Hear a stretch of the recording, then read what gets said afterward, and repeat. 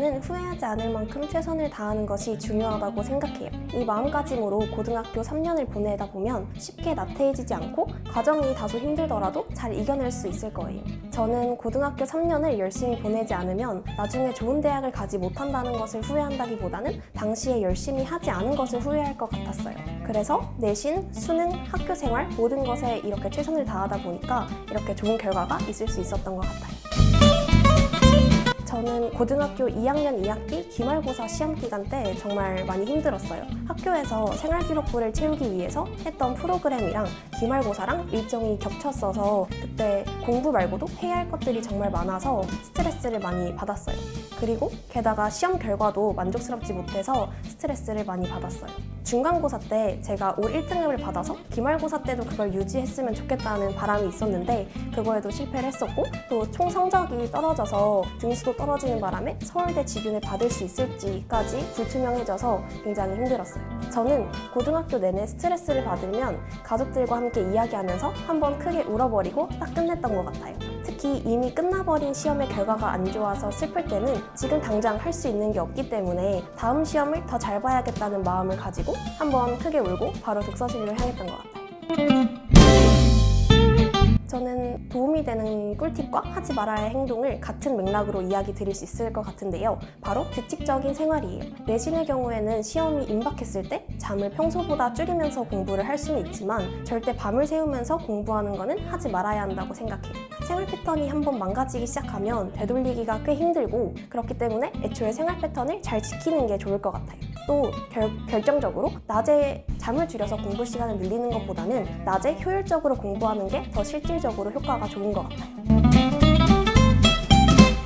저는 생활기록부 기반 면접을 대비하는 게 아예 처음이었어서 면접에 대한 기본적인 이해나 그리고 전략에 대한 설명도 듣고 싶었고 그리고 실전 연습도 많이 해보고 싶었어요. 그래서 여러 가지 학원을 많이 알아봤었는데 하이퍼 학원 신청 면접 캠프가 가장 면접에 대한 강의와 그리고 실전 연습에 대한 그런 커리큘럼이 가장 적절하게 배치되어 있는 것 같아서 선택하였어요. 그리고 전략 담임 선생님이 계셔서 1대1로 저의 면접을 옆에서 도와주신다는 게 가장 큰 장점이라고 생각했어요.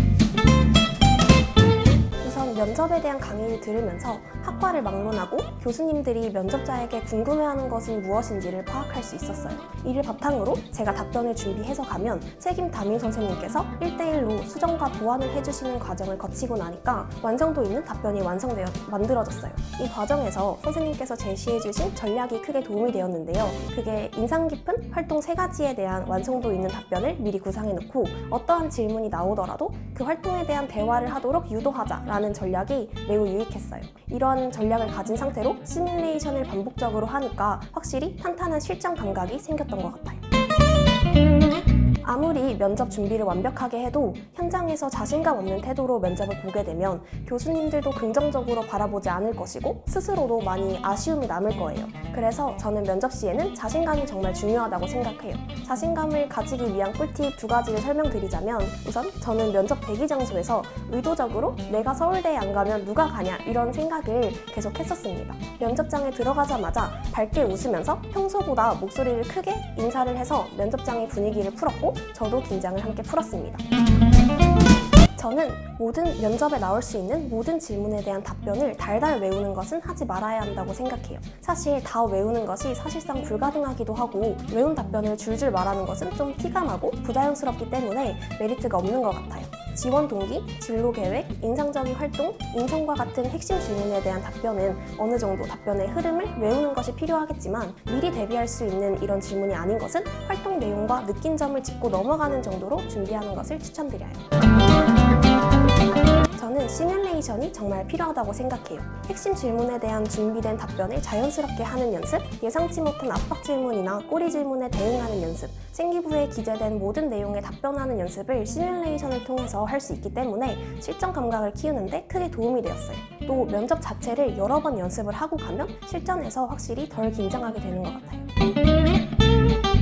제가 기억에 남았던 질문은 교수님께서 ESG에 대한 영어 기사를 작성할 때 거버넌스를 중심으로 작성을 했다고 했는데 본인이 생각하는 거버넌스는 무엇인가? 라고 물어보신 질문이에요. 저는 거버넌스를 단순히 지배구조라고 번역하는 것은 오류가 있다고 지적을 하고, 제가 생각하는 거버넌스란 조직의 운영 방향이며 기업의 목표 설정 과정과 의사결정 과정에서의 투명성, 윤리성, 합리성에 대한 것이라고 생각한다. 이렇게 답변을 했더니 갑자기 안경을 벗으시고 웃으시면서 끄덕끄덕을 해주셨습니다. 뭔가 용어 정의에 대한 질문이지만 개념에 대해 묻는 것이 아니라 제 생각을 묻는 질문이어서 순간 멈칫했지만 오히려 좋은 반응을 해주셔서 기억에 남았습니다.